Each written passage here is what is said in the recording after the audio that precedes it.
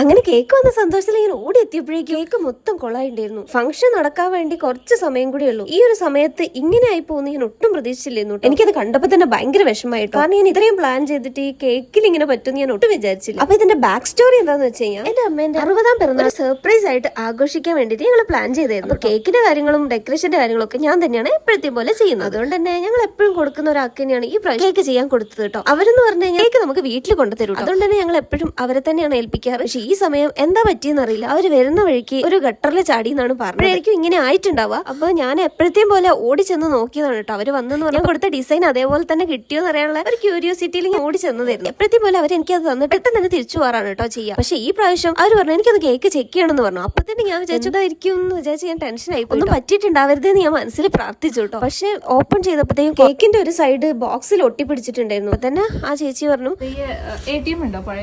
അപ്പൊ തന്നെ ഞാൻ വേഗം ഒരു പഴയ ATM കാർഡ് കൊണ്ട് കൊടുത്തു കേട്ടോ. എന്നിട്ട് എനിക്ക് അവർ അപ്പൊ തന്നെ അവിടെ നിന്ന് ചെയ്തു ഓപ്പൺ ചെയ്തിട്ട് എങ്ങനെയൊക്കെയോ സെറ്റാക്കി തന്നു കേട്ടോ. പിന്നെ ഞാൻ അമ്മ കാണാതിരിക്കാനാണ് ഞങ്ങൾ ഏറ്റവും കൂടുതൽ ശ്രമിച്ചത് കേട്ടോ. പിന്നെ ഞങ്ങൾ വേഗം ക്ലോസ് ചെയ്തിട്ട് പെട്ടെന്ന് തന്നെ ഫ്രിഡ്ജിനുള്ളിലേക്ക് കയറ്റി. ഭാഗ്യത്തിന് കണ്ടില്ല. എന്തായാലും ഇതൊരു മറക്കാനാവാത്ത അനുഭവമായിരുന്നു കേട്ടോ. ഇങ്ങനെയൊക്കെ സംഭവിച്ചു കഴിഞ്ഞാൽ നമ്മൾ പെട്ടെന്ന് ടെൻഷൻ ആയി പോകല്ലേ. എന്നാലും ആ ചേച്ചി എനിക്ക് അത് അപ്പൊ തന്നെ ക്ലിയർ ചെയ്ത് തന്നുകൊണ്ട് ഭയങ്കര ഒരു ആശ്വാസമായി. ഇതേപോലെ തന്നെ നിങ്ങൾക്ക് എന്തെങ്കിലും അനുഭവം ഉണ്ടായിട്ടുണ്ടോ? ഉണ്ടെങ്കിൽ കമന്റിൽ പറയണം കേട്ടോ. ഫുൾ ഫംഗ്ഷന്റെയും ഡെക്കറേഷന്റെയും ഒക്കെ വീഡിയോ വരുന്നുണ്ട് കേട്ടോ. എന്തായാലും സബ്സ്ക്രൈബ് ചെയ്യാൻ മറക്കരുത്. അപ്പൊ അടുത്ത വീഡിയോ കാണാം. ബൈ.